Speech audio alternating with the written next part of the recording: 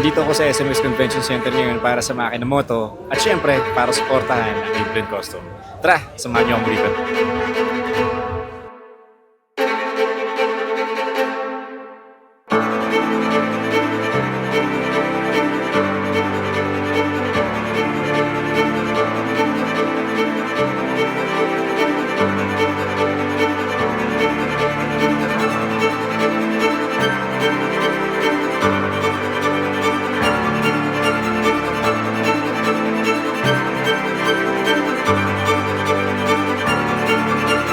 Unang-una, maraming salamat sa lahat ng sumuporta sa Imprint Customs and dito sa booth natin, sa lahat ng mga endorsers, vloggers na pumunta dito. Maraming salamat sa support.